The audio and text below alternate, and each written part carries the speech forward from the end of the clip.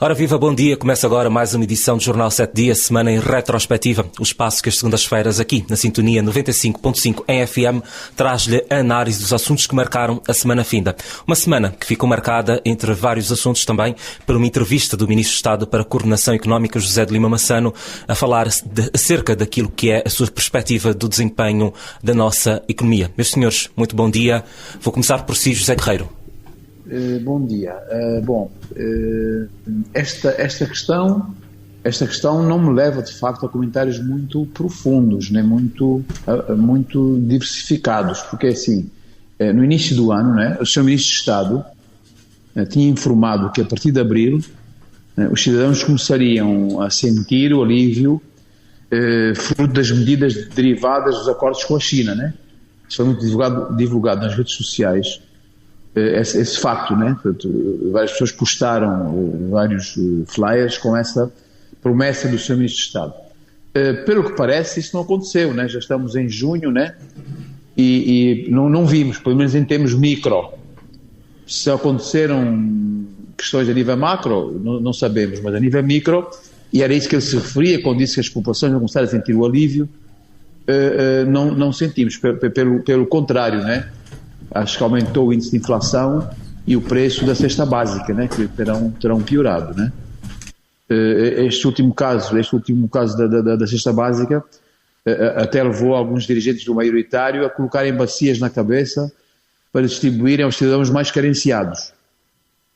Portanto, eu entendo a entrevista, desculpe-me, Sr. Ministro de Estado, como uma certa lavagem de imagem, que eu acho que se eu tivesse a ver e tivesse a dar um parecer sobre o assunto, teria sido muito mais proveitosa se fosse dada a meios de comunicação diferenciados e a jornalistas de mais órgãos, incluindo privados, e não só ao Jornal de Angola. Sobre a entrevista em si, para além das habituais análises, abordagens e promessas, não descortinei motivos que me fizessem perder muito tempo de análise. Portanto, nós já estamos habituados a discurso e entrevistas e portanto, foi mais uma. Desculpem-me a franqueza, mas com certeza que os restantes colegas do painel, com certeza, terão opiniões que me despertem eu fazer uma segunda e terceira leitura da entrevista. Era a minha opinião inicial. Ainda inglês, que ilações tirou destas declarações do Ministro de Estado para a Coordenação Económica? Estamos ainda a caminhar, não chegamos lá naquilo que é a intenção do Executivo para a nossa economia. Bem, o Zé Guerreiro foi contundente na sua abordagem e compreendo o que disse. Eu ia primeiro dizer que eu acho que o Sr. Ministro de Estado da Coordenação Económica deve ter o trabalho mais difícil do país. Não é? É de facto uma tarefa muito difícil e que leva o seu tempo, promover a transformação da nossa economia. E por isso eu acho que merece do apoio das pessoas, cooperação, solidariedade, e mesmo daqueles que acham que ele não seja capaz de cumprir com a sua missão, e até de outras forças, pessoas de outras formações políticas. Eu ouvi uma vez o Yuri da Cunha dizer o seguinte, no seu jeito, disse: olha, eu não canto nada, mas se me ajudarem eu posso ir mais longe. Portanto, o desenvolvimento económico do nosso país, o bem-estar das nossas populações, a prosperidade das mesmas, é um desígnio nacional, é um imperativo nacional e se houver efetivamente progresso, ganhamos todos. Então temos que nos engajar, através das mais diferentes formas, para que consigamos efetivamente materializar este objetivo. O que eu depreendo em termos de enquadramento, e li da entrevista ao Jornal de Angola, foi que aparentemente fez agora um ano desde que o Dr. José de Lima Massano assume as funções, não é? E é efetivamente da praxe, nesses casos, fazer o balanço. Não é? É este o enquadramento. Agora, efetivamente, das várias questões das várias questões abordadas na entrevista, foi preciso perceber que ainda temos muitos desafios em termos daquilo que queremos alcançar, mas a mim particularmente, e para ser mais breve, não aprofundar muito, para mim chamou-me a atenção efetivamente o tema das premissas, não é? Do nosso processo de desenvolvimento, ou estratégia de desenvolvimento económico e social. Nós temos estado a dizer e a falar muito que precisamos produzir mais, precisamos ter muito mais produtividade, que o setor privado é o motor da economia, não é? Mas eu acho que devemos ter um pensamento mais elaborado, né? mais elaborado e, se calhar, mais fechado em relação a esse aspecto, né? Porque o setor privado não é homogéneo, o setor privado atua em vários setores e mesmo a tal metáfora do motor, portanto, o motor sozinho não faz nada, né? E quais são as outras partes, então? Não, eu nem sei, nós ainda não sabemos que tipo de viatura, quer dizer, que tipo de meio de transporte, não é, nós estamos a utilizar.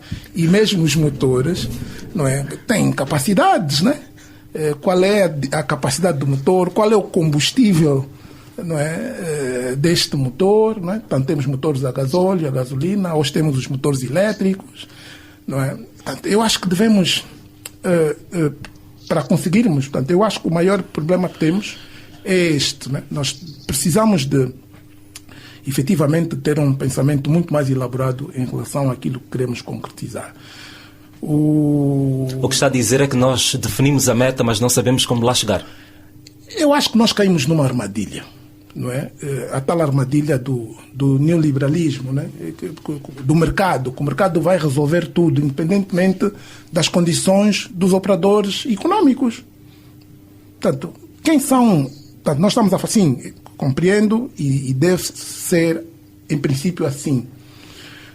Mas quem são, efetivamente, em que setores? Portanto, porque nós não podemos, porque temos limitações de recursos e de tempo também, temos urgência, efetivamente, quais são os setores? E depois, nesses setores, quais são, efetivamente, os operadores? Não é? Portanto, nós falamos muito da agricultura, compreendemos, não é? A nossa agricultura é muito sustentada na agricultura familiar, portanto, 80%, pelo que se percebe, da produção é assegurada pelos familiares, não é? Economias mais desenvolvidas como as nossas, como por exemplo aqui a África do Sul, apesar de ter um setor agrícola mais forte, não é? Eles caracterizam aquilo como um país de duas agriculturas. Tem a agricultura comercial, que é a grande, e tem a pequena, né? Nós ainda estamos numa fase em que efetivamente os operadores comerciais e de grande dimensão não têm ainda aquela pujança, né? São grandes na origem, né? Nascem grandes, mas efetivamente ainda não têm os resultados que nós esperamos. E a questão de fundo é, quem são essas pessoas? E depois também são as opções em termos de políticas públicas nesse domínio, né? Em cada um dos domínios. Estamos a avançar tanto num país, e este é um dos grandes problemas dos insucessos em várias geografias também, não é? Que é a necessidade de ter em conta as especificidades dos vários países. E a agricultura, em muitos países africanos, falha exatamente porque nós utilizamos soluções, modelos dos países ocidentais que não são muito adequados, e, portanto, não podem ser replicados com sucesso no nosso país, sem causar efetivamente os danos que causam. Portanto, nós somos um país tem muita população, As pessoas não têm skills, muitas habilidades, por um lado, e depois nós não temos capital, não é? Portanto, não há dinheiro. Portanto, nós não podemos, e ali a falar do próprio combustível para o motor, não é? Nós temos que ter uma economia, portanto, qualquer uma das opções, qualquer um dos modelos, não é? Das premissas do desenvolvimento, não é? Dos setores, temos que ter opções que absorvam mão de obra e que não sejam muito intensivas em capital. Porque, de outro modo, o que vai acontecer é o que nós estamos a ver. Há muita gente excluída, porque nós não vamos utilizar a nossa mão de obra. Temos muita mão de obra. Portanto, nós temos que absorver em todos os processos esta mão de obra. Está a ver? E considerar o facto de nós não termos tanto capital. Porque o que é que isto está a gerar? Gera sempre os níveis elevados de pobreza que temos, a fome, a miséria, e vai gerando, portanto, é uma forma de continuar a ter muita dívida. Portanto, depois do que a gente vai perceber é que essas opções de desenvolvimento muito sustentadas, intensivas em capital, só são suportáveis com níveis elevados de endividamento. Portanto, nos encontramos na situação em que estamos. Eu penso e defendo que, compreendo que sim, podemos ter o setor privado como motor, mas o Estado, costumamos sempre a dizer, o Estado passa essa ideia, né, que o Estado é o regulador. Não, o Estado é o líder deste processo. O Estado, nas condições que nós temos, em que nós estamos, o Estado tem que liderar esse processo. E o Estado, e as nossas discussões são sempre, o Estado é grande, é pequeno. Não, o Estado tem que ser forte, tem que ser eficaz, tem que ser organizado, porque qualquer motor, portanto, tem que assentar numa estrutura qualquer. Portanto, vamos lá dizer, a instituição mais transversal, portanto, podendo o tal setor privado ser o motor, ele tem que lidar com o Estado, em qualquer domínio, em qualquer setor, desde a regulação e todos os outros aspectos, não é? E mesmo em termos de investimento. Portanto, há investimento público que tem que ser feito, assumido e defendido pelo Estado. E o Estado é que tem que fazer essas opções. Portanto, foram aqui, por exemplo, dados exemplos bons exemplos, né, de investimento. Nesta entrevista deu-se, por exemplo, investimento de empresas estrangeiras que estão aqui a funcionar, como, por exemplo, a DP World. Quem é o dono da DP World? É o Estado daquele país. A China, as estradas que nós estamos a fazer, não é? As estradas que nós estamos muitas vezes aqui a fazer, contratamos dívidas, as estradas são feitas também muitas por empresas do Estado. Portanto, nós não podemos, enquanto tirarmos o Estado, nós não podemos ter o Estado da equação. E é preciso, portanto, fortalecer o papel do Estado, que não significa interferência. Portanto, mas quem tem que liderar e assumir a agenda de desenvolvimento deste país, é a minha modesta opinião, é o Estado. E nós só vamos conseguir fazer se tivermos um Estado mais organizado, mais forte e uma administração pública mais profissional.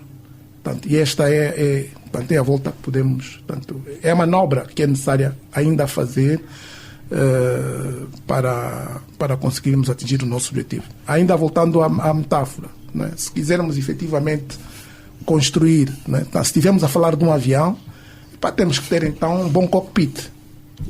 Adebay Vunja, esta entrevista serviu de alguma forma para ser um balanço daquilo que foi o primeiro ano desta liderança de José de Lima Massano à frente da coordenação económica. Que lições tira deste primeiro ano de mandato? Muito obrigado, bom dia a todos. A entrevista é interessante e eu gostava de ater-me a dois aspectos. Primeiro em relação à forma e depois em relação ao conteúdo, não é? Em relação à forma, eu saúdo que ela tenha sido feita neste contexto de um ano, não é? Em que temos a liderança do Dr. José Massano na coordenação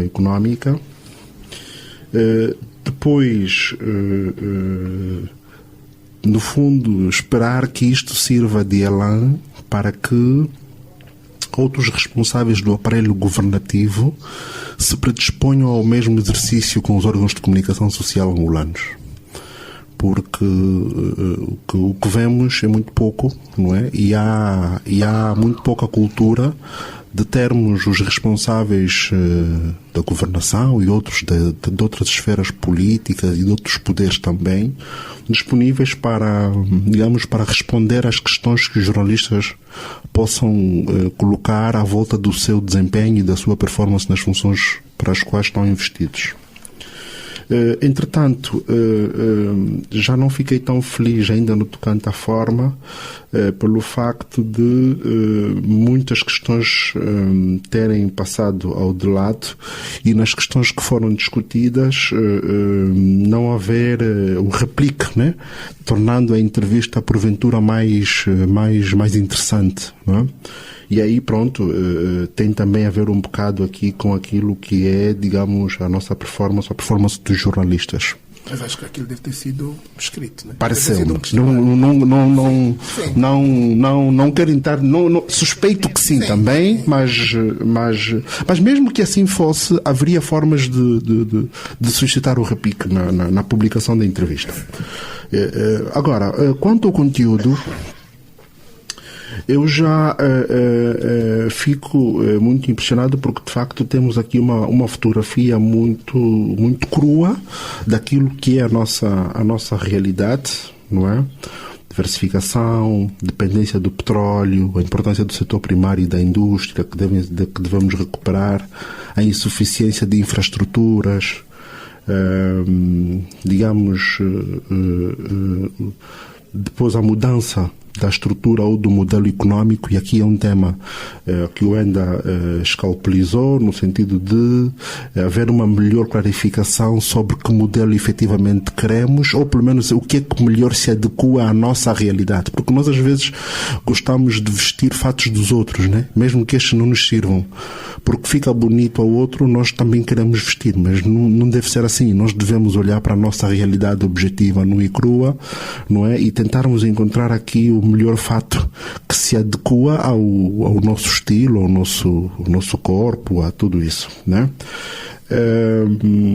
Depois algumas iniciativas bem sucedidas, o peso da agricultura familiar, o peso dos alimentos na inflação, a posição internacional de Angola em alguns rankings, o peso da economia não petrolífera, a política externa versus agressividade e competitividade, instrumentos de financiamento para o desenvolvimento, nomeadamente o FAD, o FACRA e o BDA, portanto, e por aí fomos.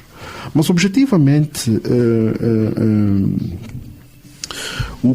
e aqui surgiu a necessidade de haver esse replique, era termos uma melhor clarificação sobre algumas opções, alguns modelos, e mesmo algumas questões do contexto que precisávamos perceber melhor qual é o caminho, qual é o drive, não é? No tal motor que se quer ao nível do setor privado, não é? Como é que isto depois funciona? Porque vamos lá ver, eu honestamente fico com a impressão de que nós temos aqui dois setores privados muito curiosos.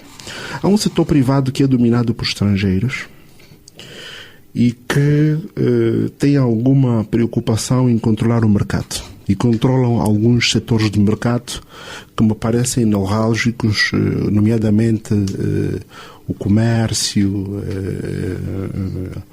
e alguns outros serviços. Mas depois temos um empresariado nacional já não tão preocupado com o mercado, porque alimentado pela lógica dos negócios com o Estado, não é? E que se financia por aí. E depois temos um Estado demasiado pesado que interfere, não é? E com outro tipo de posturas e de contextos que precisam ser também melhor trabalhados, não é? Interfere como? Nós não temos concorrência de forma explícita, efetiva. Os monopólios hoje são privados, não são de Estado, e são tão maus quanto tanto o Estado. O que eu penso é que mas deixa-me só nós concluir. caímos numa armadilha. Pronto, mas nós precisávamos de ter e aqui, quando se entende, o Estado não é só na lógica de regulador, e o Enda referiu bem, a definição de políticas é um papel extremamente relevante nisso, sabermos exatamente o que queremos e como chegar ao que queremos, não é? Mas há outros aspectos que vale a pena referir, por exemplo, os temas da contratação, os temas da concorrência, os temas do financiamento, não é? Os temas mais periféricos que têm a ver com as próprias infraestruturas, como é que podemos desenvolver e criar mecanismos para escoar a produção agrícola quando não temos, digamos, redes viárias ou ferroviárias efetivamente funcionais que cruzem o país. E aqui está, se calhar não precisamos de ter tantas estradas quanto isso, precisamos é que as estradas que existem estejam boas, não é? E não termos sistematicamente a cada 5, 3 anos que refazer estradas. Quer dizer, é uma coisa que nós temos aqui uma ineficiência e desperdícios que são assustadores. Nós a cada ciclo de 5 anos reasfaltamos não sei quantas vezes certo tipo de estradas, quer em Luanda, por exemplo, onde se nota isso, né? E em tempos eu lembro-me o Gustavo ter referido, não é, as estradas da Vila Alice, que foram feitas no período colonial e levaram décadas até serem refeitas. E porque é que algumas das estradas que nós fizemos há 5, 10, 15 anos rapidamente se degradam, não é? Tinhas outro Estado com outra postura e outra capacidade. A minha questão é essa, o Estado é fundamental. Eu não conheço uma realidade, um país desenvolvido, em que não tenha um Estado forte. Agora, se interfere, se não interfere... não um país desenvolvido, estou-me a referir a um país desenvolvido. Diga? O nosso Estado não é forte. Não percebo? Não basta dizer que precisamos ter um Estado forte. E porquê é que ele não é forte? Porquê é que ele não tem sido forte ao longo dos anos? Pois, isto aqui é outra maca, né? Como se diz na gíria, o nosso mal é esse. O tema é, o Estado, em princípio, para ser forte, tem que, em minha modesta opinião, assegurar a ferro e fogo os interesses do país, não é? Portanto, nós temos na administração pública, de um modo geral, e esta é a questão de fundo, né? Sérios conflitos de interesse. Portanto, tem que haver isenção. Essa é a primeira coisa. Depois temos ainda também, isto não sou eu que estou a dizer, né? Nós temos, e vai-se falando e não se resolve este assunto, vamos dando voltas, eventualmente vamos falando aqui depois quando falamos do tema dos passaportes, que eu penso que é também a questão da nacionalidade, né? Portanto, nós não podemos ter em setores estratégicos do país, tem que ficar claro, porque é assim mesmo, né? Pessoas que tenham várias nacionalidades, por exemplo, porque isto é perigoso, não é? E depois o próprio, e aconteceu, creio que na Rússia, né, quando se deu a abertura, este tema hoje fala-se muito da captura dos Estados, não é? E a África do Sul debate-se com esse problema, mas o primeiro, acho que foi o Banco Mundial que registra isto, a primeira manifestação disso ocorreu na transição na Rússia. Esses temas das privatizações, não é? Lá há um relatório do Banco Mundial sobre isso. Foi utilizado para, efetivamente, promover a transferência de ativos do Estado para os privados. É assim que surgiram os grandes oligarcas. Portanto, quando essas políticas, esses modelos, essas abordagens muito neoliberais em que, portanto, põe-se o Estado de lado, dá aso para tudo, portanto, efetivamente são interesses particulares que têm maior... Mas ainda, agora, mesmo nos Estados mais liberais, não é? Eles têm o conceito do Estado mínimo, né? Os tais mínimos olímpicos, né? E aí eu não sei se é tirar o Estado ou se muitas das vezes o Estado se autoanula, né? Portanto, temos aqui várias realidades. Há vezes em que o Estado é excessivo, há vezes em que nem temos Estado, há vezes... Ele tem que ser funcional. Ele tem que ser funcional.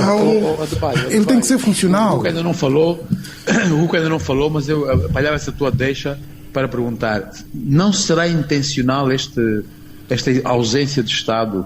Não será intencional isto que estás a dizer no fundo é na confusão, é onde há vazio que as pessoas melhor se safam. Mas isso não é Estado, é privado ou é público ou é privado, é autoridade mas não há autoridade, não é nesta confusão, digamos assim, que as pessoas se safam. E quando digo as pessoas, não estou a falar no caso do Estado, é no geral.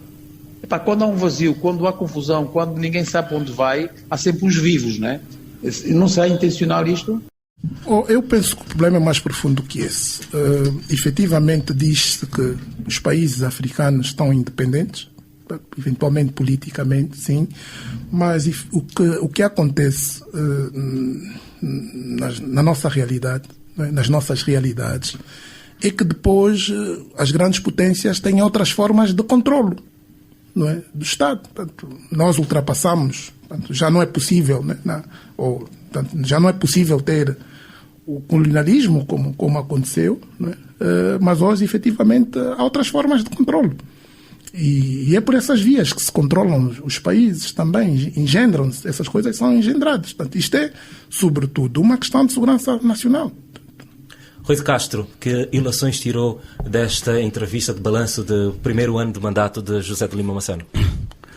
Bom, eu antes de me ater ao conteúdo propriamente dito da entrevista, gostaria de, tal como fez o Adebayo, né, ver algo relativamente à forma como ela foi concedida.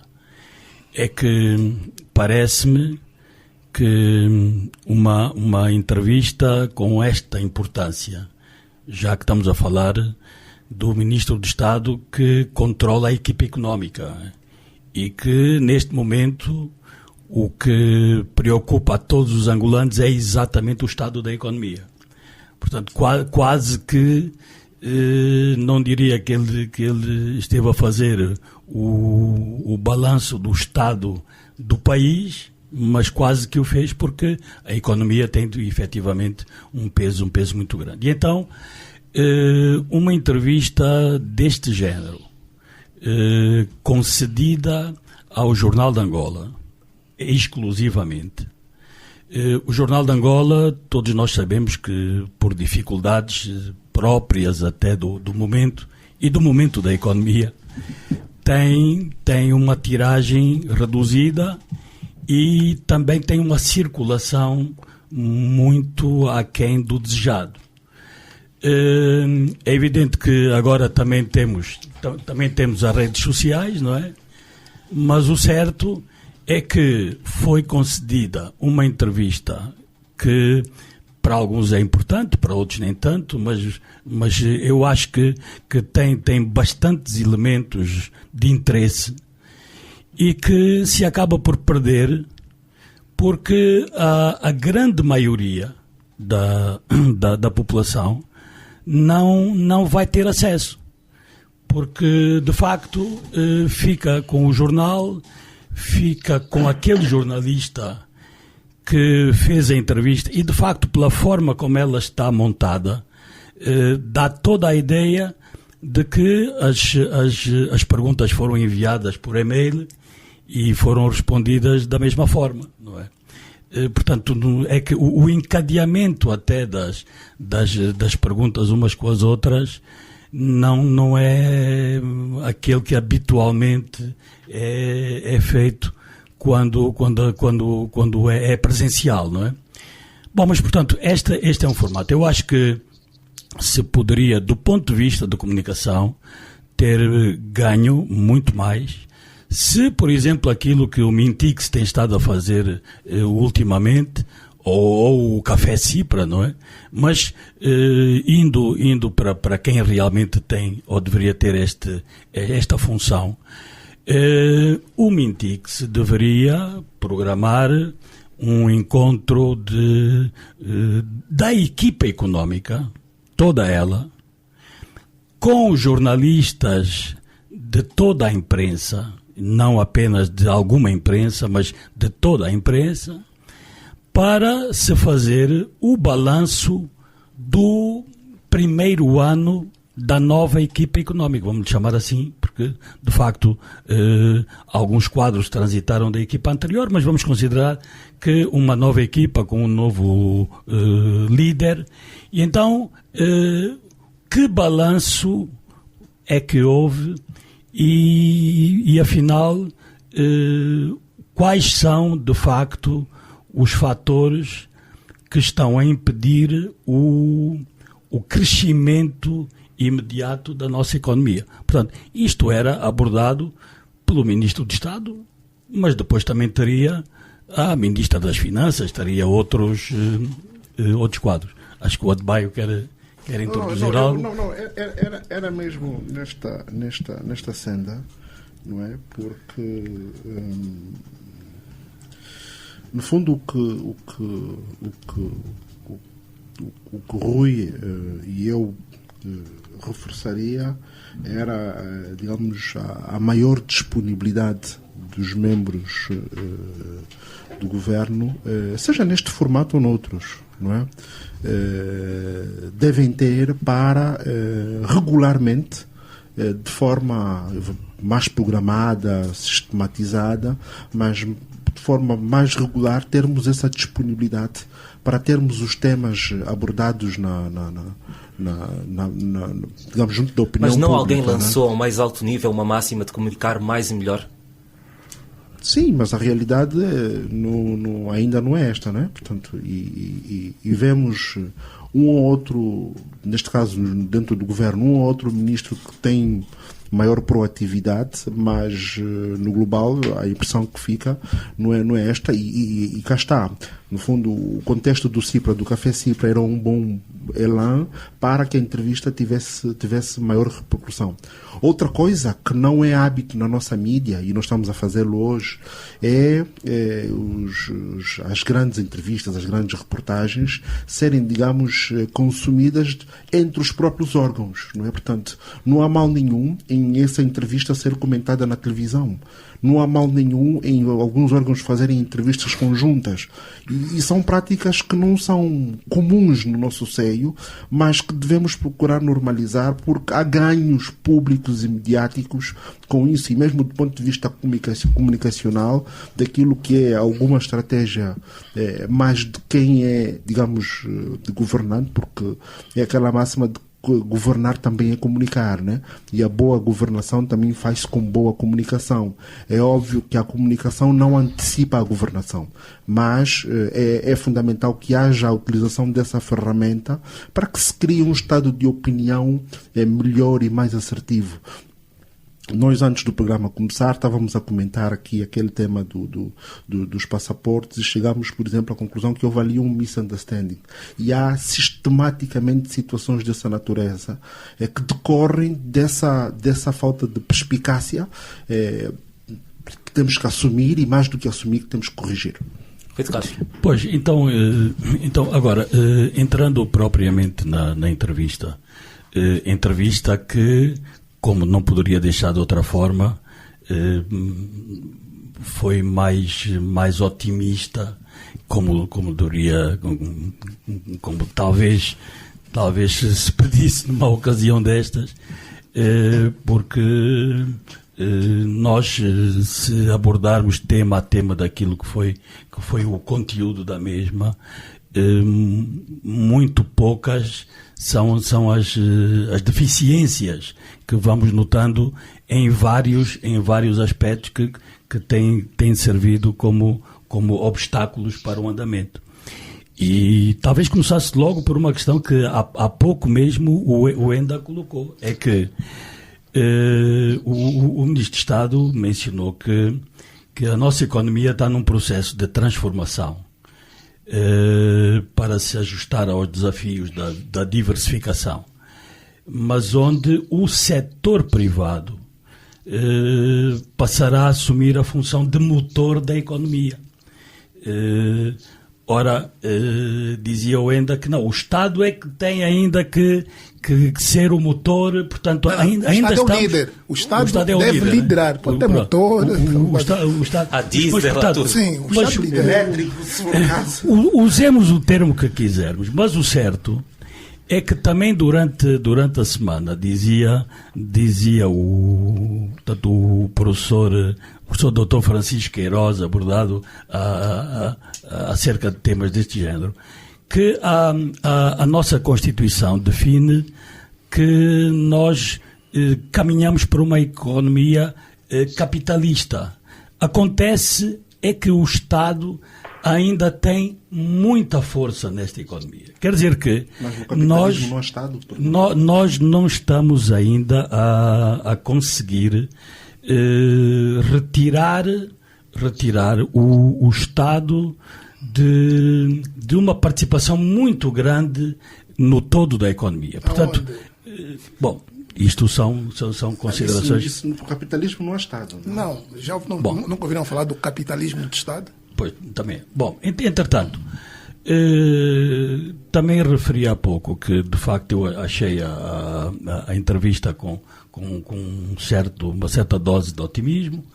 O ministro diz que para este ano prevemos um crescimento de 5% para o setor não petrolífero, que teremos um ano mais dinâmico e com o setor agrícola a assumir um peso relevante no PIB, onde a agricultura, enfatizando também a questão de que haverá um apoio mais efetivo à agricultura familiar, particularmente a partir do programa de aceleração da agricultura familiar, onde através deste programa as famílias poderão passar a produzir quantidades superiores às necessidades de consumo.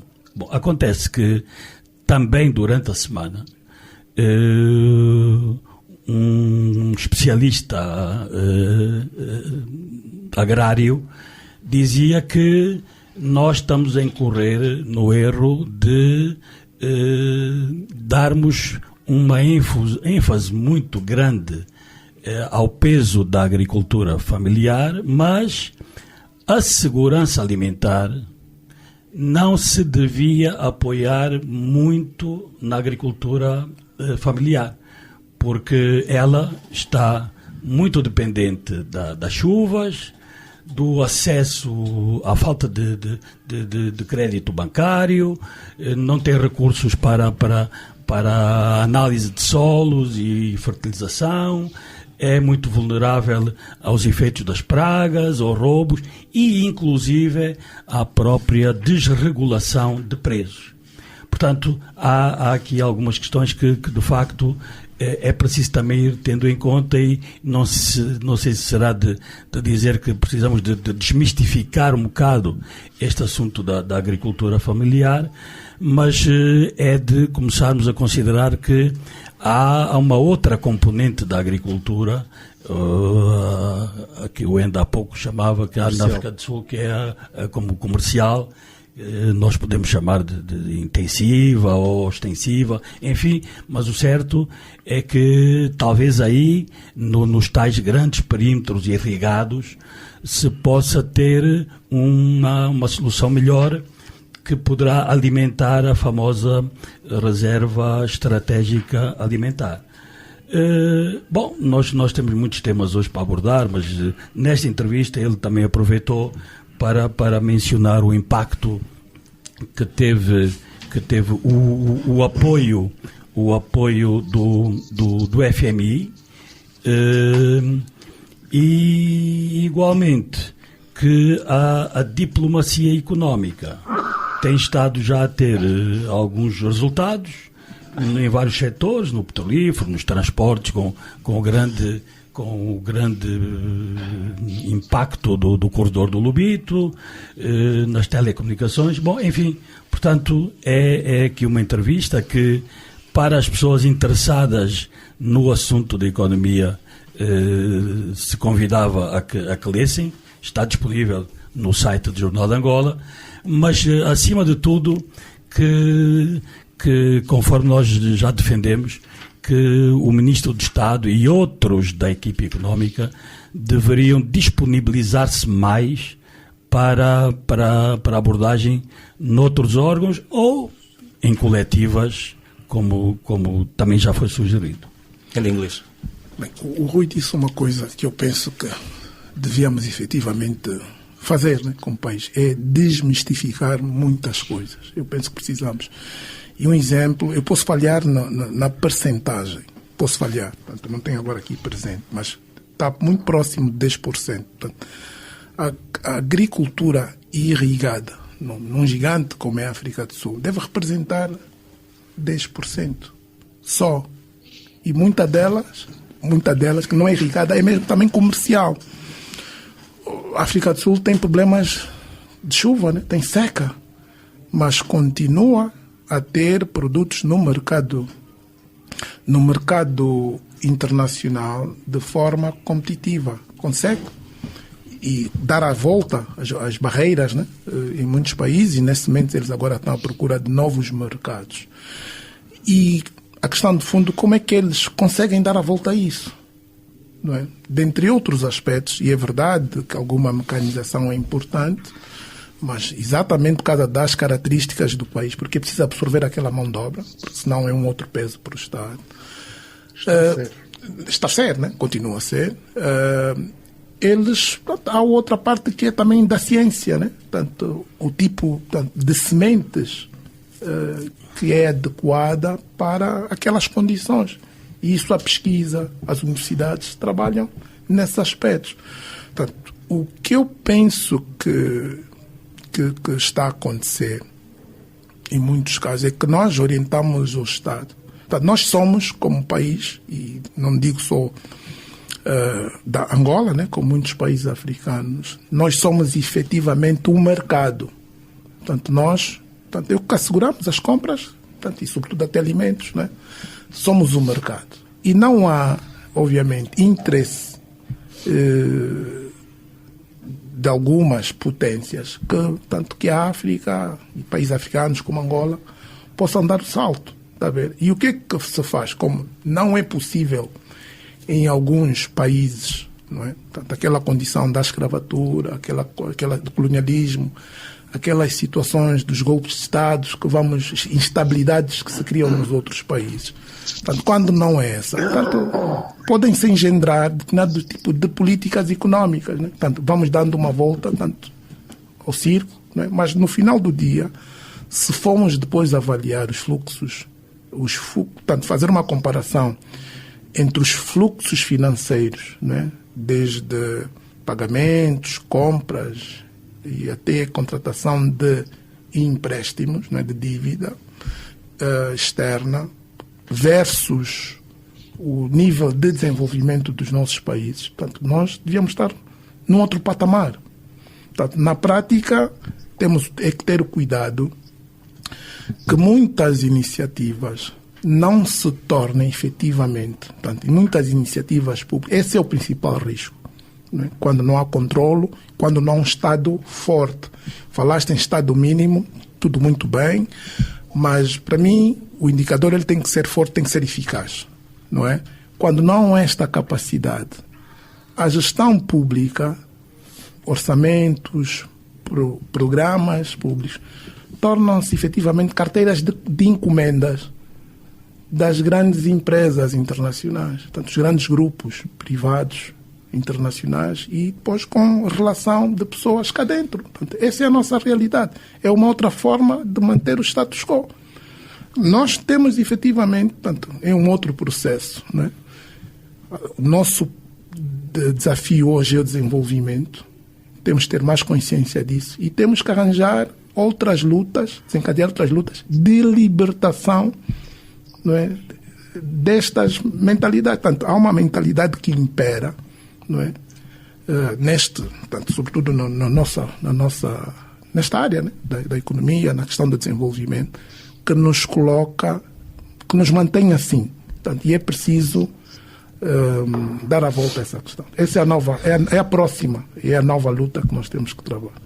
A semana finda ficou marcada também pela aprovação por unanimidade a nível da Assembleia Nacional da lei do passaporte angolano. A lei que vem definir aqueles que, entre outros, podem ter o passaporte diplomático. Adbaivunjo, acerca deste tema, há uns tempos atrás falava de quem podia, quem não podia ter batedores, sirenes. Agora, os passaportes diplomáticos estão definidos. Muita gente pode.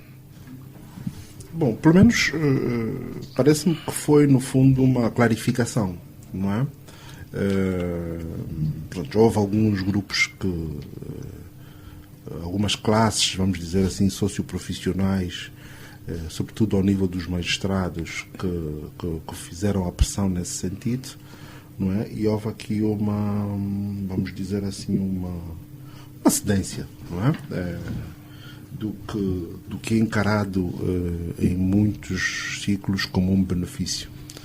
E é um benefício, e eu continuo a insistir nisso, é um benefício decorrente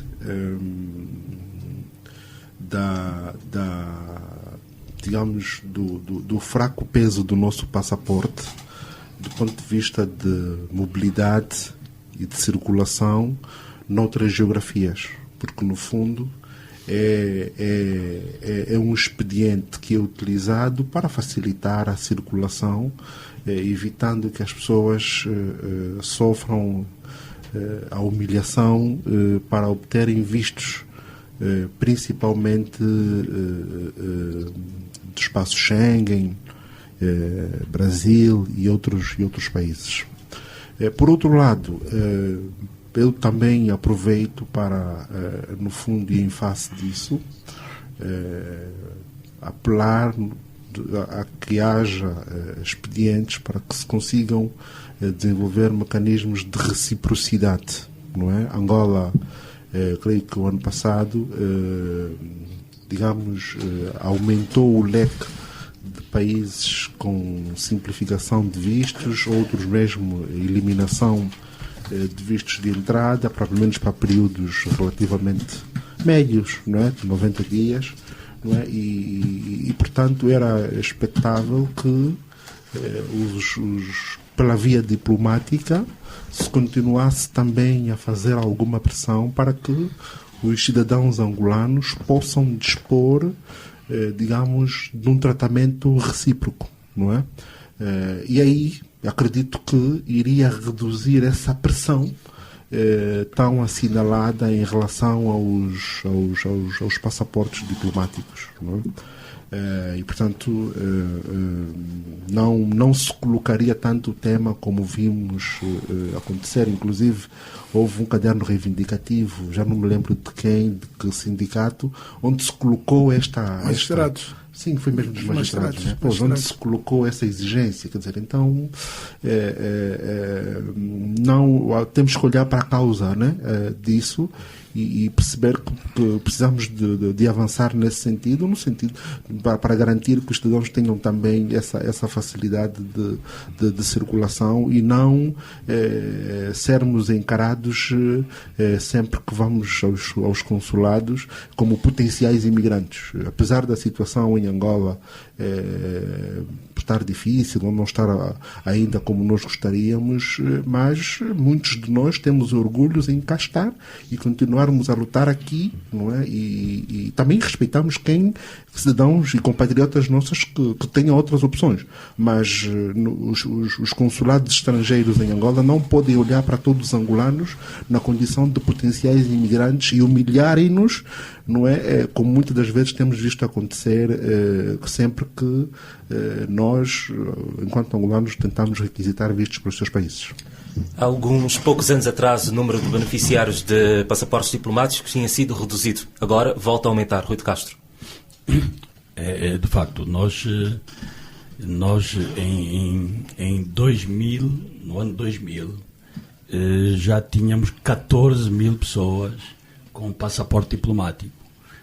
Não sei hoje já em quantos iremos e, portanto, agora com esta iniciativa ainda sobe para mais uns tantos.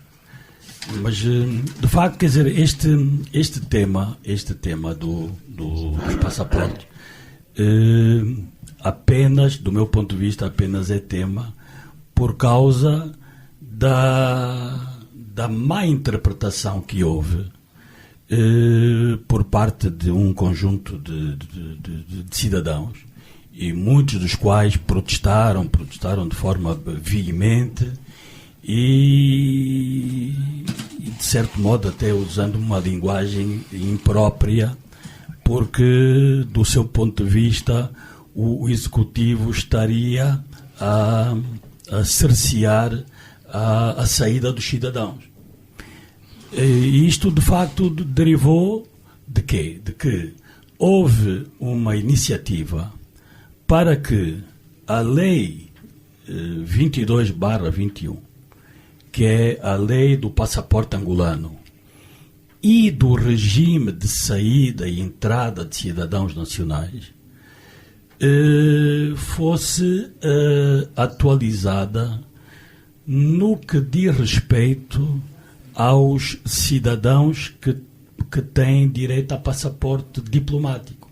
Portanto, esta iniciativa apenas teve este pendor, nada mais. Portanto, a lei continua a mesma que já existia, apenas passa a ter mais 3 ou 4 alíneas para definir que os juízes, os magistrados jubilados, os procuradores gerais da República também jubilados, os juízes conselheiros dos tribunais superiores e os procuradores gerais adjuntos da República, portanto, todos estes jubilados, também passem a constar do leque de cidadãos que têm direito ao passaporte diplomático. Portanto, não seria sequer notícia, nem deveríamos estar agora aqui a perder esse tempo. Agora, de facto, temos mesmo que tocar no assunto, porque houve efetivamente, e uma vez mais aqui, um problema de comunicação. É que logo à partida deveria ter saído um esclarecimento e travava-se logo toda aquela celeuma que começou a ser apresentada e as pessoas que já têm tantas dificuldades vão acrescentar mais uma que em momento algum existiu. E aí eu tinha 2 questões para adicionar. Portanto, a primeira delas tem a ver com o facto de que nós deveríamos travar ou mais, reduzir drasticamente o leque de entidades que teria acesso ao passaporte diplomático. Eu acho que o passaporte diplomático deveria ser apenas direcionado para o corpo diplomático, para aqueles cidadãos que fazem diplomacia. Deveríamos então ter, do meu ponto de vista, um outro passaporte, até que conseguíssemos esta dignidade que foi há pouco mencionada, que de facto o nosso passaporte, que chamamos ordinário, não é? Se calhar este termo do ordinário é que deve fazer com que muita gente também não o queira, não é? Ou passamos a chamar o passaporte nacional regular, passaporte nacional, pronto, ficamos já por aí. Portanto, é que o ordinário não é muito feliz, não é?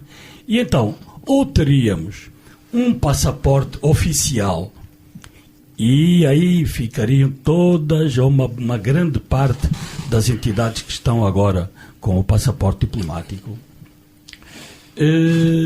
ou então acabaríamos mesmo com este ordinário e destrinçaríamos bem também quem é que teria o passaporte de serviço, ou o de serviço ficaria oficial e onde estariam todas estas entidades e mais algumas. Enfim, quer dizer, mas acho que há que rever aqui a questão do passaporte diplomático, por um lado. Por outro lado, para não irmos nem para o 8 nem para o 80, é que a grande questão que foi colocada é que se estava a travar a saída dos cidadãos. Bom, e depois logo a seguir, não, afinal não está nada a travar, mas atenção, porque a Lei 22 menciona restrições na saída dos cidadãos. E essas restrições estão claras. Portanto, quem não tiver um visto de entrada no país para onde quer ir, não é autorizado a viajar. Quem levar menores que não estejam autorizados pelos seus progenitores não pode viajar. Sempre que os elementos de identificação não estejam em conformidade com os mencionados no passaporte, é interditada a saída do cidadão. Tal como quando sobre alguém recaia uma medida legal, portanto, estabelecida pelo Tribunal, que impeça a saída do cidadão do país. Portanto, acho que estamos então aqui perante algo que tem a ver com a comunicação e que, melhor gerida, teríamos ultrapassado muito facilmente. José Guerreiro. Bom, o Silvio, tu começaste por dizer, e se calhar é por aí que eu começo, que esta lei do passaporte, né, da extensão do passaporte a outras entidades, foi aprovada por unanimidade, né? Nós já nos habituámos que há leis que são sempre aprovadas por unanimidade na Assembleia.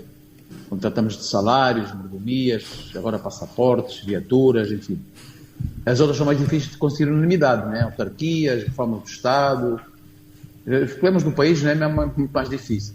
Mas quando há determinado tipo de leis, todos os deputados, desde o Partido Minoritário à oposição, se juntam para aprovar. Mas está bom, está certo. É a democracia, é o exercício da democracia, está certo. O Adebayo falou algumas coisas que eu concordo em absoluto e outras que eu não concordo. E se percebi bem, o Adebayo terá dito ou terá sugerido, né, face à pouca dignidade do nosso passaporte que o Hulk acrescentou ordinário, se podia dar a volta a esta questão dos vistos, das dificuldades dos consulados, né, através dos passaportes diplomáticos. Mas eu acho, não é, que sendo isso, tínhamos que ter 30 milhões de passaportes diplomáticos. Não foi isso. Porque não sei, quer dizer, eu que sou só um cidadão, ou tu que és só um cidadão, se fosse isso, também queremos viajar, também teríamos direito a um passaporte diplomático. Tu depois esclareces. Mas talvez ainda a origem, não é? Quer dizer, quando foi da posse do Sr. Presidente da República, o Presidente João Lourenço, né, em 2017, foi anunciada uma revisão das normas de emissão de passaportes diplomáticos, né? Considerou-se que havia um alargamento excessivo de beneficiários e era necessário pôr ordem e reduzir, né? De facto, não é? A gente sabia que, além dos potenciais titulares de cargos públicos, havia uma corte de outras pessoas que beneficiavam do mesmo, né? Passaporte diplomático, caindo-se até naquilo que era considerado ridículo, né? De, nas profissões inscritas do passaporte estar referenciado esposa de ministro, filho de embaixador, quer dizer, então está a aparecer um mais velho de 60 anos, cabelo branco, como na profissão do passaporte, a esposa de ministro. A profissão dele é ser esposo de ministro, ou de ministra, ou de embaixador, né? Pronto, então, de facto, havia esses exageros que toda a gente saudou quando no início deste novo mandato, o Sr. Presidente anunciou esta medida, né? E aliás, a colocação de mais restrições, né? Mas parece, pelo que eu percebi, não é? Agora vamos voltar à primeira forma, né? Porque esta nova lei alarga os beneficiários, conforme o Ruca bem referiu, não é? Elencando quais são os novos beneficiários, né? Vamos voltar à primeira forma e ainda por cima não só a primeira, mas alargar para um grande leque de pessoas que não é diplomata. E eu lembro que o passaporte se chama passaporte diplomático. Eu estou completamente de acordo com o que o Ruca disse. O passaporte diplomático é para os diplomatas. E também estou de acordo. Deveria ser o passaporte de serviço. seria mais adequado abranger essas outras altas figuras do Estado, né, que viajam a miúdo, né, e que devem ter um tratamento diferenciado à entrada e tudo nos países para onde viajam a miúdo, não é? Então, se o passaporte de serviço pudesse resolver, não é? Mas em paralelo, como muito bem disse, isto só é tema porque alargar os beneficiários é o alargamento de benesses e de outras mordomias, está tudo certo, não tem problema, não é? Mas em paralelo surgiu a polémica que a referida lei também trataria do estabelecimento de regras para a saída e entrada no país de cidadãos nacionais, não é? É evidente que eu, como outras pessoas, outros colegas do painel, né, já com alguma experiência e calo nestas coisas da política, eu nunca acreditei que essa questão fosse agora regulamentada, né? Era impossível, né? Seria um recuo impensável, um tiro no pé, como se diz, né? Uma aberração, né? Mas isso circulou, como disse o Ruca muito bem, circulou, proliferou, viralizou, como se costuma dizer. Por que será? Não é? Porque circulou profusamente esta notícia. Tanto circulou que mais tarde o SME, e muito bem, fez um lógico desmentido, né? E depois o nosso amigo deputado Paulo Carvalho, fez também uma intervenção na Assembleia Nacional, que ele me desculpa, eu achei um pouco despropositada e denunciando talvez alguma ingenuidade política. E para mim essa é uma opinião, né?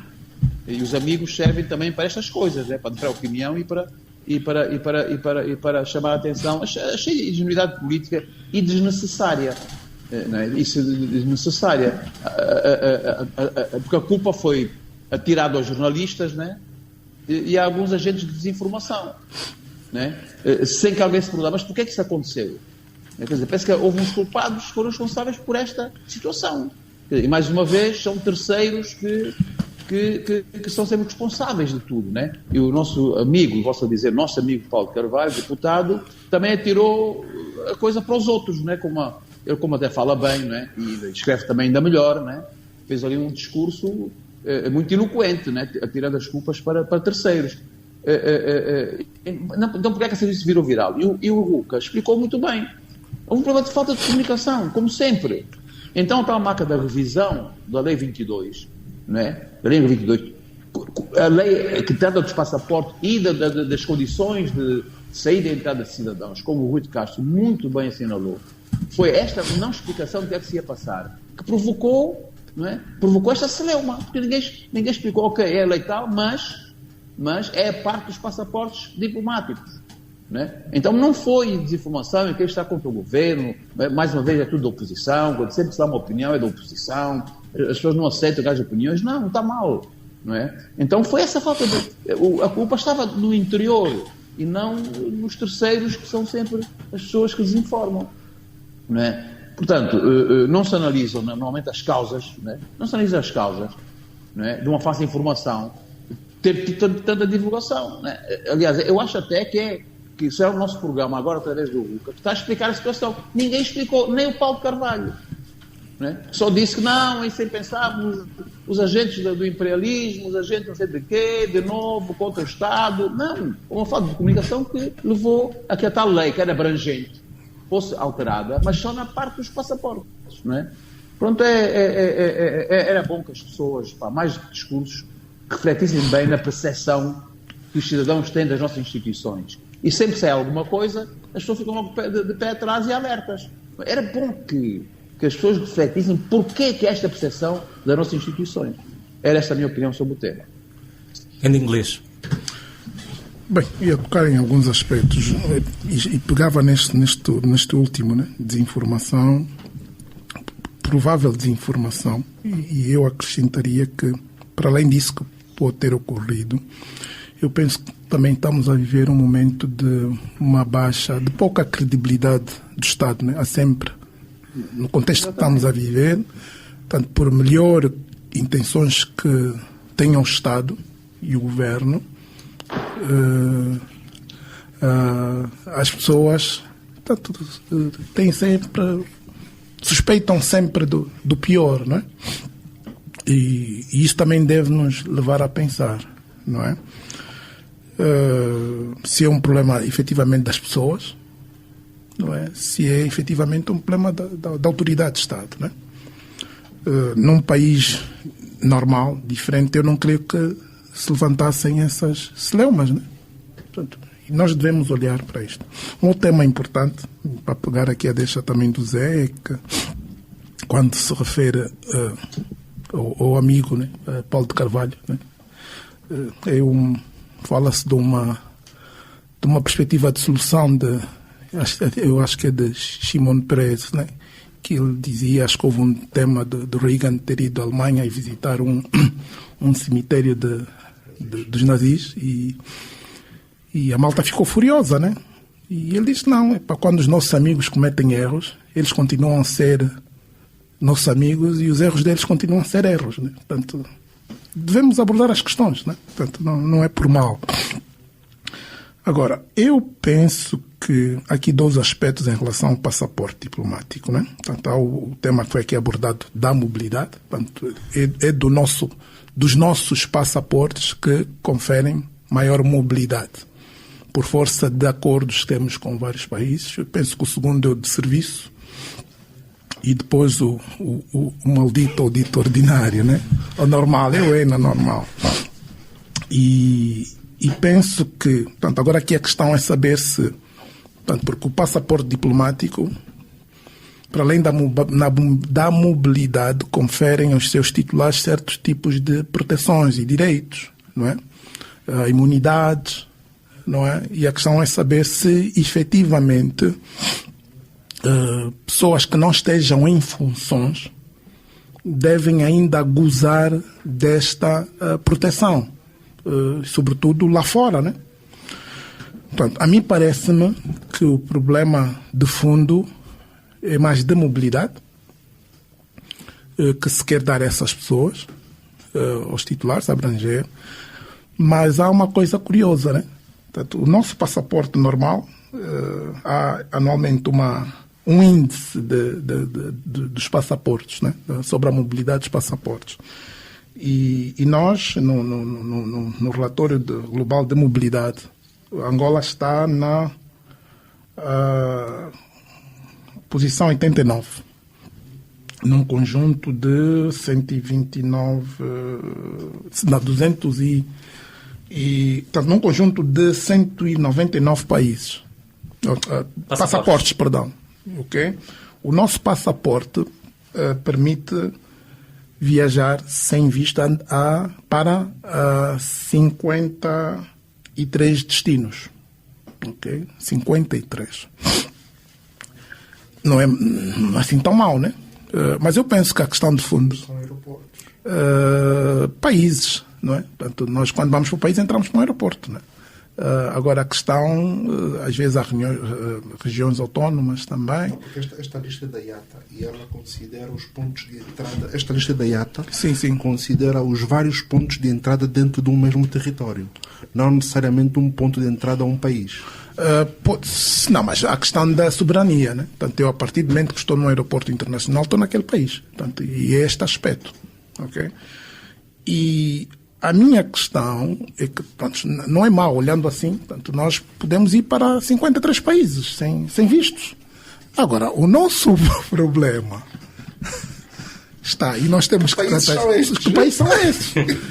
Infelizmente, nem Brasil, nem Portugal estão na lista. Justamente os que mais gostamos. Pois, o nosso mal é esse. Portanto, eu acho que essa é a questão de fundo, né? Essa é a questão de fundo. Nós, efetivamente, temos laços muito fortes com esses 2 países. Estes 2 países, por força do contexto também até de colonização, né, passado, têm acordos, né? Apesar de Portugal estar no espaço Schengen, não é? Mas os brasileiros não precisam de vistos para ir a Portugal e os portugueses não precisam de vistos para ir para o Brasil. E eu penso que, pronto, nós, efetivamente, dos palopes, né, nós temos que puxar a brasa para a nossa sardinha. Portanto, Angola é um país importante, portanto, quer queiramos, quer gostemos ou não, não é? E, portanto, eu acho que é a altura de a semelhança que fizemos a semelhança que tivemos com com países aqui vizinhos, Namíbia, África do Sul. Eu penso que o caminho tem que ser este, não é? Temos que negociar, porque somos parceiros, há essa afinidade, e temos que arranjar mecanismos para, efetivamente, facilitar e até equilibrar estas relações. Porque, neste momento, os portugueses já não precisam de vistos para vir a Angola, não é? Não precisam. E, pelo que saiba, eu acho que não há país. Portanto, nós temos diariamente cerca de 4 voos para Portugal. Portanto, é efetivamente uma ponta aérea. E é por aí. Eu penso que a questão de fundo, para mim, a questão de fundo não é o passaporte de serviço diplomático. É a entrada para o Brasil e para Portugal. E penso que devemos arranjar, portanto, mecanismos para facilitar isto. Agora, é verdade que a situação económica e social do país não ajuda. Portanto, nós somos aspirantes, né? Achar que estivemos muito mais próximos de ser considerado um país de rendimento médio, né? Estivemos muito mais próximos disso. E obviamente, há efetivamente um elevado risco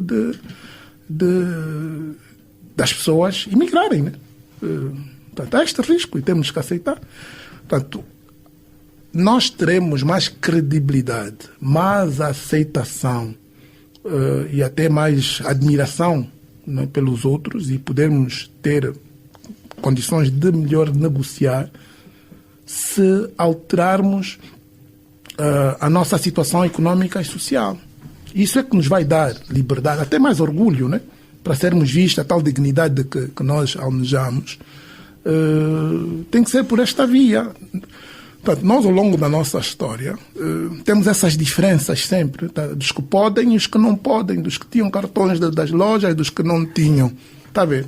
Dos que, por força de ter... E não tenho nada contra. Portanto, às vezes, quando a gente aborda essas questões, parece que, como nós não somos um país também em que temos uma cultura de diálogo assim franco e aberto, né? Mas nós precisamos falar dos problemas, né? Portanto, nós, no tempo da guerra, quem tinha outra nacionalidade não ia à tropa. Está a ver? Tinha este privilégio, tinha este privilégio, vamos assim dizer. Quem tinha, parece um paradoxo, né? Portanto, nós já tivemos mais angolanos que eram próprios cooperantes no próprio país. Está a ver? Portanto, nós temos que acabar com isto. Vamos arranjar uma solução para uns. Portanto, isto permite que uns, não é, consigam ter este acesso, tenham mais mobilidade. Então, temos também que pensar em ser mais abrangentes. E esta abrangência tem que ser feita por via do passaporte normal. Esse é o que é normal. Portanto, e quando falávamos anteriormente da diplomacia económica, que eu acho que, pronto, que é sim importante, mas eu acho que mais importante que isto, e por causa de copiar e perceber os outros exemplos, eu acho que nós também devíamos ter mais inteligência económica, né? Porque perceber, não é, como é que os outros, para não dizer espionagem, né? Mas perceber como é que os outros, em termos de políticas públicas, arranjaram soluções para os seus problemas, do que estarmos aqui, tanto às vezes falava de ser engendrados, né, com opções que não vão a lado nenhum, está a ver? Portanto, as nossas missões culturais, missões diplomáticas, dentre outros aspectos, devem efetivamente assegurar isso. Então, se nós temos relações com essa gente toda, não é? E há problemas concretos e oportunidades para podermos materializar, o ponto de partida é perceber como é que aquele país está a resolver. Mas eu preciso ter pessoas lá capazes para fazer isso. E nós todos acompanhamos, né, as notícias de Portugal, portanto, as questões ligadas à imigração. Portanto, eles abriram, agora estão a fechar. Mas o que é certo, eles gradualmente, avançando, com avanços e recuos, vão resolvendo os seus problemas, os seus interesses. E o que está a acontecer, efetivamente, nós estamos a fazer um shift. Portanto, nós estamos a exportar imigrantes que vão lá, e muitas pessoas até com qualificações, mas estão a fazer trabalhos de base. estamos a importar, em muitos casos, gente com menos qualificação, não é? Esses são os termos de troca, né? Gente com menos qualificação a prestar até apoio e consultoria estratégica para o Estado. Portanto, nós temos que efetivamente ver o país nesta perspectiva. Estes são os nossos fenómenos, estes são os nossos problemas. E agora, isto por que é permitido? Porque depois há uma contrapartida. Pronto, alguns conseguem depois, portanto, essas coisas das nacionalidades, dos vistos, são escapes, né? Portanto, eu não resolvo o problema aqui, mas depois estou lá no outro país. Portanto, nós temos que negociar mais alto. Portanto, não podemos ter aquelas situações de que Paulo Flores retrata na música, né? Portanto, temos as casas em Cascais, Sambizanga e Rangel, continuamos seca, né? Portanto, temos que negociar mais alto. Bom, nós tínhamos definido à partida que neste programa teríamos um conjunto de temas e de facto, animados pelas análises, não conseguimos fazê-lo, mas há um deles que me parece importante de mencionar e que eu vou transferi-lo agora para o meu minuto e que tem a ver com uma notícia do final da semana, segundo a qual o partido maioritário, o MPLA, orientou a sua bancada parlamentar para que no âmbito da divisão político-administrativa do país, a atual província de Luanda fosse dividida em duas. Não foram avançados mais detalhes, portanto, ao longo do fim de semana ouvimos vários comentaristas a tocarem no assunto, uns de acordo, outros contra, mas portanto, isto é próprio. Agora, a província de Luanda já é uma das menores do país, portanto, com 19 mil quilómetros quadrados. É uma questão, é que estão concentrados em Luanda 33% dos habitantes, portanto, a população em Luanda estará na faixa dos 10 milhões e com 350 habitantes por quilómetro quadrado. Ou seja, há um problema muito sério para gerir e garantir o bem-estar a estes 10 milhões de pessoas, em que uma percentagem muito grande nem sequer tem acesso à água potável. Portanto, parece-me que a questão tem muito a ver com a carga populacional. Desse ponto de vista, e seguindo uma lógica mais relacionada com a população que existe nos antigos 9 municípios da província, que, portanto, creio que já passaram para 55 municípios. Mas o figurino da divisão da província de Luanda parece-me que não ficará muito longe de termos uma província de Luanda com o atual município de Luanda, o Quilamba-Quiaxi, o Kazenga e Talatona, e depois, por outro lado, e já agora numa homenagem ao fundador da nação, não é? Teríamos a província de Caxicane, com a capital em Viana, Akisama, Cacoaco, Icolibengo e Belas. Ora, Luanda e Kazenga prefazem 4,5 milhões de habitantes, aproximadamente. Viana, Cacoaco e Belas estão com 5 milhões de habitantes. Portanto, a lógica que eu acho que talvez possa prevalecer tenha a ver com isto. Agora, por que nós chegamos a este ponto? Tem muito a ver com as políticas que ao longo dos anos fomos tendo de concentração em Luanda de tudo o que seja, o termo talvez não seja feliz, mas tudo o que seja bom. Portanto, novas infraestruturas como hospitais, como estradas, universidades. Até agora temos a Cloud. A Cloud também tinha que estar em Luanda. É óbvio que na filosofia que existe em todo o mundo, em que as pessoas que estão na aldeia querem ir para a comuna, e o da comuna quer ir para o município, do município para a sede da província ou do país, e o que está na sede do país, não, na capital, quer ir para o estrangeiro. Não é? Portanto, esta é uma dinâmica que hoje é uma dinâmica universal e que os nossos jovens também a seguem.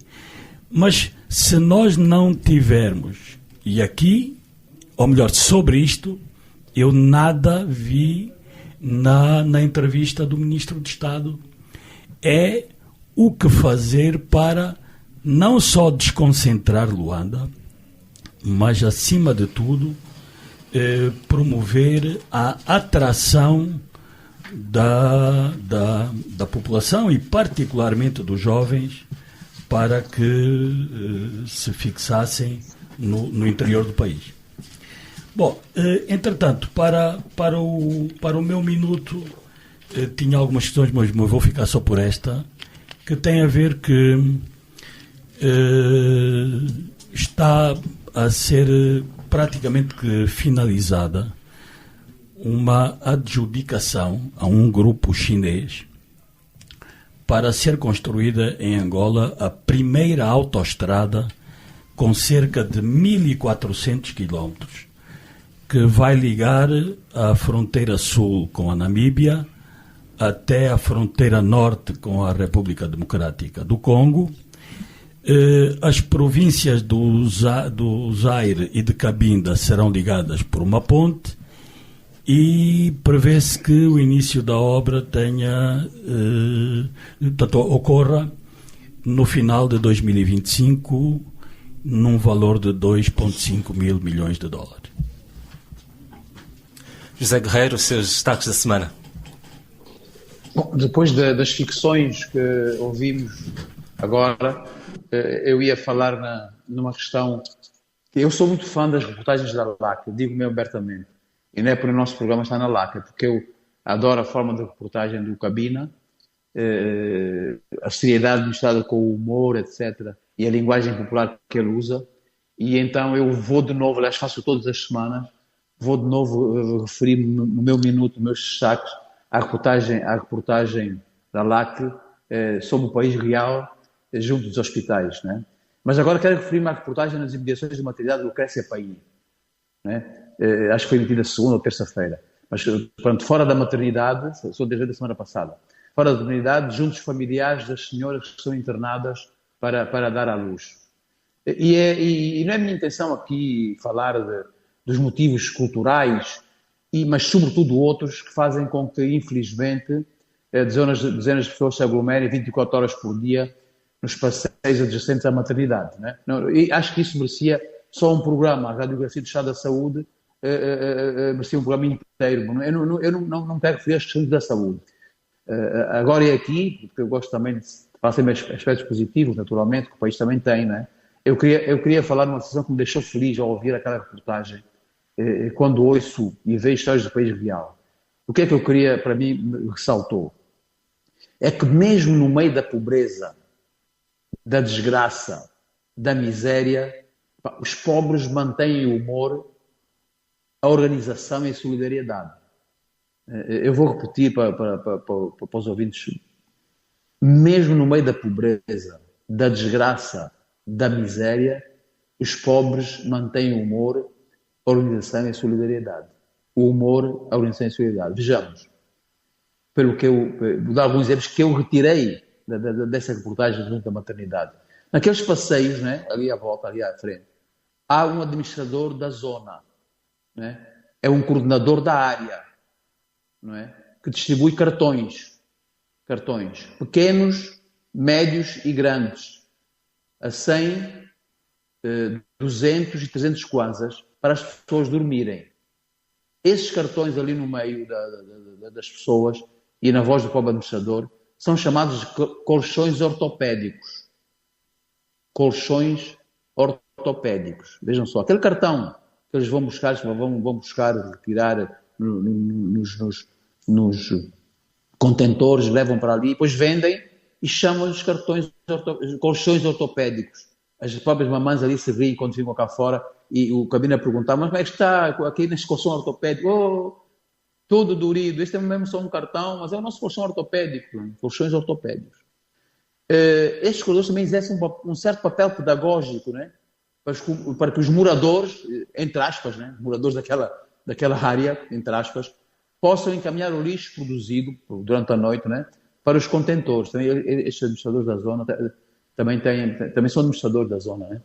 A uns metros do local onde elas passam os dias e as noites, onde dormem sobre os colchões ortopédicos, há uns locais onde, pelo valor de 100 ou 200 kwanzas, 100 ou 200 kwanzas, pelo que eu ouvi, e consoante as necessidades sejam menores ou maiores, 100 para as menores, 100 para as maiores, os familiares podem satisfazer essas suas necessidades biológicas, né?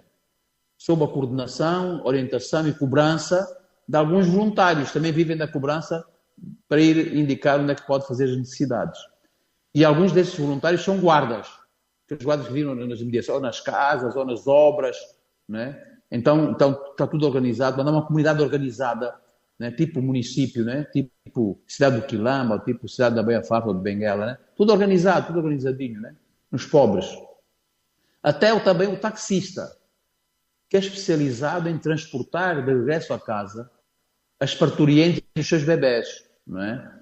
E notem, quer o preço, quer a velocidade e os cuidados do condutor variam consoante a passageira teve parto normal, se teve pontos ou se foi por cesariana. Está a ver? A velocidade, os cuidados, a fugir dos buracos, a velocidade, etc. Varia consoante o estado da parturiente que está a levar o seu filho para casa, né? E também se ela não tiver o valor normal da corrida, o taxista faz desconto. Ou há casos, segundo ele disse, que pode não cobrar nada. Se a pessoa ainda é extremamente pobre, teve só o filho, vem sozinha e quer ir para o Kazenga, para Talad, ele não leva nada. À volta daqueles locais ocorrem também outros pobres e vendedores que logo de madrugada, né, e durante a madrugada, e também nas horas seguintes, né, vendem café, chá de cachimbe, leite, galete, bolos e bolinhos, micates, ovo com gindungo, águas e refrigerantes, fraldas descartáveis, etc. Né? Uma última reflexão neste tema. Ao ouvir mais as reportagens lá que sou o país real, só posso dizer que nós, cidadãos, e os que mandam em nós, temos de facto muita sorte. Mesmo nessa situação difícil, o povo, os pobres, continuam com humor, com solidariedade e capacidade de organização. É só saber se todos estes inúmeros trabalhadores que gravitam à volta dos hospitais fazem parte das estatísticas do INE. Último aspecto do meu destaque da semana. Sem querer, este meu destaque acabou por estar ligado ao nosso primeiro tema, né? A entrevista do Sr. Ministro de Estado e a permanente dicotomia entre a teoria, né? Entrevistas e discursos, e a prática. Este tema que eu trago acaba por estar relacionado também com a entrevista do Sr. Ministro de Estado. Eu tenho alguma dificuldade em perceber o que se passa com a atividade comercial no nosso país. Primeiramente, a política comercial, o apoio aos nacionais, as autorizações do exercício da atividade, os alvarás, as construções de espaços comerciais, etc. Tenho dificuldade em saber qual é a política. O Adebayo falou no início do programa um pouco desta questão do comércio e também com certo ar, que é certo ar crítico, é este que eu tenho neste meu destaque. Eu acho que todos os colegas do painel e quase todos os ouvintes conhecem a chamada cidade da China, na Via Expresso. Acho que a LAC também já fez reportagens de manhã neste recinto, né? Que é de facto uma cidade da China ali na Via Expresso. Os comerciantes de todo o país conhecem a cidade da China. De todas as províncias vêm angolanos fazer compras. Eu já lá estive. Não para fazer compras, mas para conhecer e ter opinião. Porque eu, como os colegas sabem, e vocês próprios também assim são, só dão opinião depois de conhecer as situações. Eu já estive lá. E quem não tenha estado, eu sugiro que visitassem a cidade da China. É impressionante.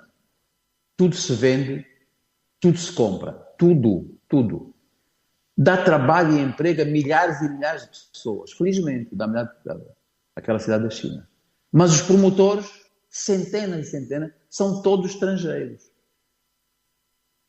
E na semana passada, eu voltei à Via Expresso, mas já mais perto do Cacoaco. Está em construção, em muitos e muitos hectares, mais 2 cidades da China, para juntar as 2 já existentes lá mais à frente, na Via Expresso. Dá em construção mais 2. São máquinas. Eu fui lá no domingo, no outro domingo passado, e era domingo e máquinas a trabalharem, a construir as 2 novas cidades da China. São cidadãos chineses, os investidores, os proprietários, os gestores das lojas também são estrangeiros chineses. Como é que isto é possível?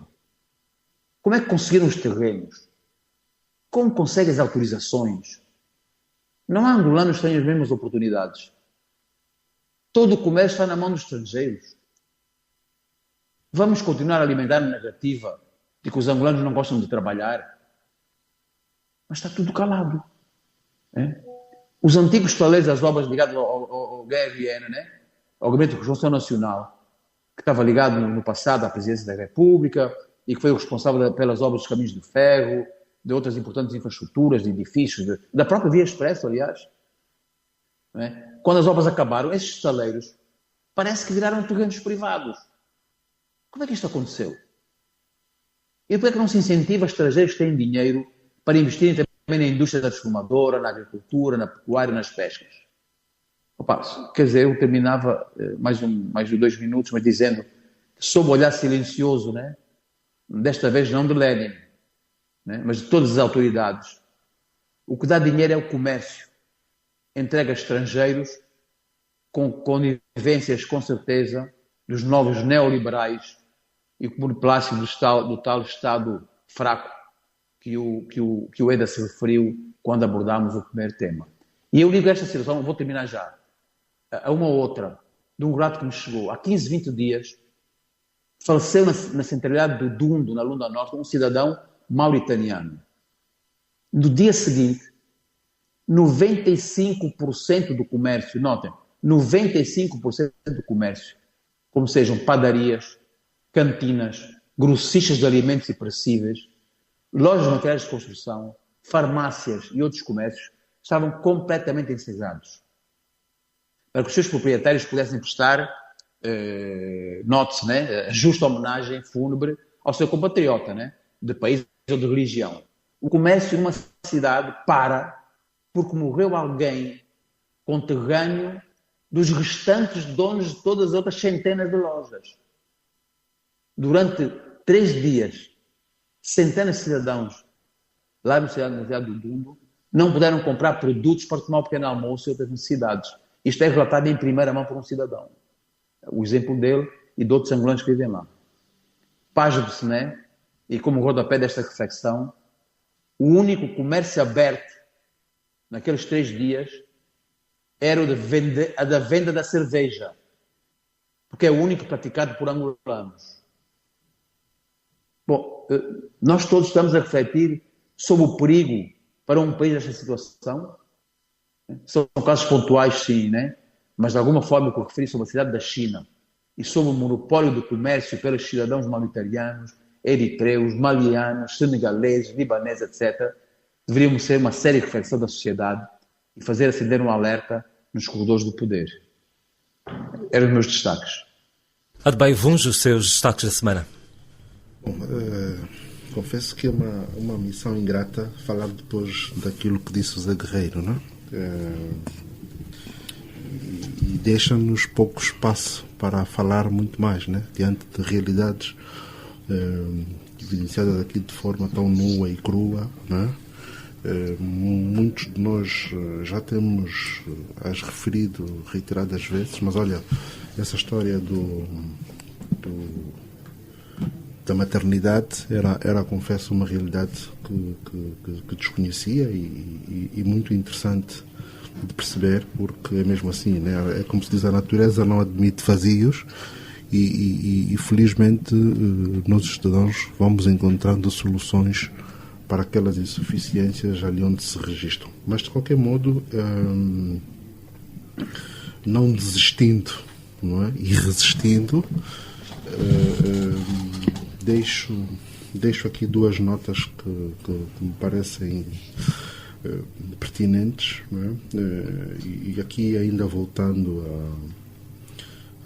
ao nosso primeiro tema, ou seja, a entrevista, a referência que foi dada pelo Ministro de Estado aos 330 milhões orçamentados como instrumentos de financiamento junto do FADA, do FACRA e também do BDA, não é?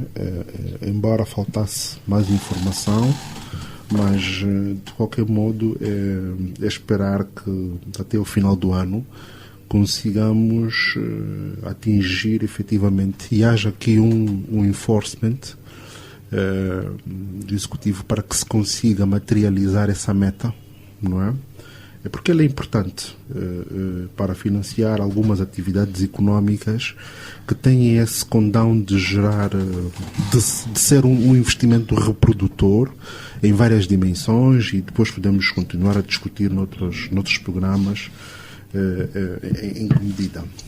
Agora, o que efetivamente sacudiu a minha preocupação no fim de semana, já não a semana toda, mas sobretudo nos últimos sexta e o resto do final de semana, foi a notícia da nova província, não é? Pronto, o comunicado não espelhou exatamente mais elementos. O Ruca escalpelizou aqui alguns, não é? E o primeiro deles tem a ver mesmo com esta questão demográfica. No fundo, a lei discutida recentemente parece-me que deixou ali algum espaço, pelo menos na resolução, ao nível daquilo que era a visão da bancada parlamentar do MPLA, não é? De se aprofundar a análise sobre a situação da província de Luanda por causa da excessiva concentração demográfica que existe, não é? E alguns municípios... E a concentração em alguns municípios é interessante, mas há outros em que há nitidamente algum ou pelo menos a taxa de concentração, a taxa de densidade demográfica é menor. Quando olhamos para Icolibengo e algumas das suas localidades, não é? Vamos refletir que há, mesmo assim, em Luanda, aqui algumas dinâmicas muito curiosas, não é? Quando comparamos a densidade de Viana, de Cacoaco, pronto. E na tal configuração nova, o que me constou era que, de facto, os municípios tradicionais de Luanda e o Kazenga, eles mantêm-se, no fundo, voltamos à velha Luanda, não é? E a nova província, e aqui, pronto, na ausência de informação oficial clara, surgem depois os vários ruídos, né? Mas parece que o nome... pelo menos a proposta iria indicar para um nome de província de Icolibengo, com a proposta de capital em Catete, não é? Congregando os municípios atuais de Viana, Cacoaco, Icolibengo, mas Icolibengo apenas a parte da Mushima, porque manter-se-ia para Luanda tradicional que conhecemos hoje, manter-se-ia para Luanda a comuna de Cabuleto, não é? Há várias perspectivas em relação a essa proposta, e a primeira delas era a ideia de se fazer uma cidade tampão para absorver o êxodo demográfico que ocorre atualmente para o centro de Luanda. A outra era aproveitar o novo aeroporto e desenvolver uma cidade aeroportuária. E também portuária ali absorvendo eventualmente alguma coisa do Dante, né? E permitir que haja aqui alguma desconcentração em relação a essas zonas tradicionais de Luanda que se encontram, como eu dizia há bocado, subpovoadas. Vamos ver o que é que nos dirá para já o censo, brevemente, para termos uma melhor fotografia, não é? Embora haja aqui projeções, mas o que, não obstante essa solução, o que me parece importante é desenvolvermos a tal cidade aeroportuária, mas mais do que isso, criarmos condições para minimizarmos tanto quanto possível o êxodo rural.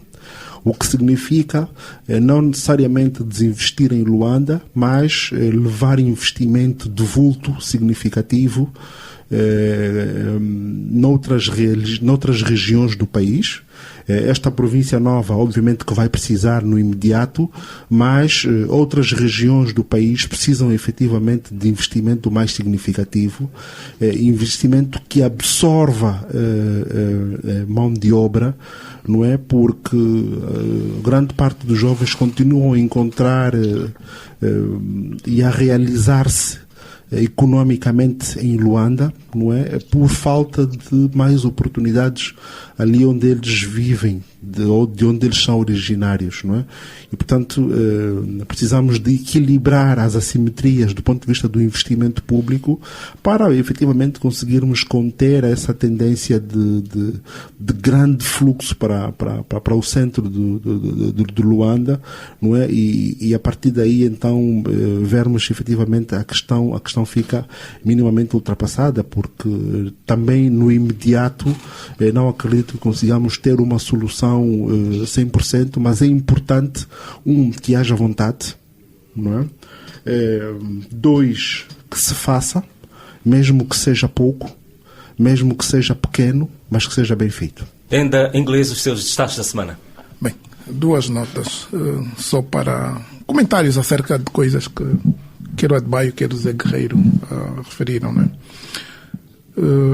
Primeiramente, a que o Zé Guerreiro referiu, portanto, eu compreendo e concordo, e que também, se calhar, devêssemos dedicar algum tempo para melhor discussão deste assunto. Comércio. A questão do comércio e o domínio, né, por entidades estrangeiras, portanto, essas coisas têm que ser abordadas com alguma cautela, porque podem às vezes até gerar questões de discriminação, racismo, xenofobias, mas no fundo o que penso é que isto está a ocorrer porque a culpa é nossa. O país é nosso. Portanto, esse é um tema que eu acho que é mais problema meu do que os dos outros. Não é? Em relação, quando digo dos outros, dos operadores económicos que estão aqui. Não é? Por outro lado, e temos de ter cuidado para não acontecer, né? Portanto, a África do Sul, eu comparativamente aos nossos governantes, eu já disse aqui uma vez, portanto, e a nossa forma e cultura política, né? Nós temos efetivamente o mérito de as nossas autoridades, quando confrontadas com problemas, desafios, pressão social, não fazem aquilo que muitas vezes vemos acontecer em alguns países, sobretudo na África do Sul, né? Portanto, põem as culpas aos estrangeiros, né? Portanto, nós temos que assumir as nossas fraquezas, não é?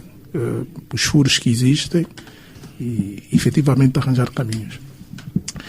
Em relação ao tema da nova província, é verdade que há pouco detalhe sobre esta informação, mas o que me preocupa em todos esses processos são a continuidade das estratégias, né? Esta região a que se refere já pertenceu à província do Bengo, não é? Já entrou em Luanda, já teve agora Luanda e agora volta a sair, não é? E eu penso que nós devemos ter nos programas, nas estratégias, alguma continuidade e ir corrigindo os erros, né? E esperar que eles tenham depois gerem os resultados esperados, porque eu acho que que certamente poderá haver um tema da dimensão que impacta sobre a gestão dos territórios, né? Mas nós temos efetivamente territórios muito pequenos e que não conseguimos desenvolvê-los, né? E até com investimento, mesmo cá em Luanda, né? Portanto, eu acho que certamente o tema da autoridade local, o poder local é fundamental para o desenvolvimento local. Aquilo que vimos na viagem que o Sr. Presidente da República fez até o aeroporto de comboio, dentre outras coisas, é uma total ausência do Estado, né? Portanto, falta de autoridade. Portanto, é o que acontece. E se não tivermos cuidado na identificação dos reais problemas e definir as melhores soluções, vamos agir como esta lógica, né, que eu vi uma vez de alguém dizer, né, que é a dialética ou a evolução do homem, né? Portanto, primeiro acreditamos no Pai Natal, depois não acreditamos no Pai Natal, né? Depois queremos ser nós o Pai Natal, né? Portanto, temos que ter efetivamente, e eu vejo isto acontecer em muitos setores, né? Nós, a dado momento, perdemos efetivamente o sentido das reformas.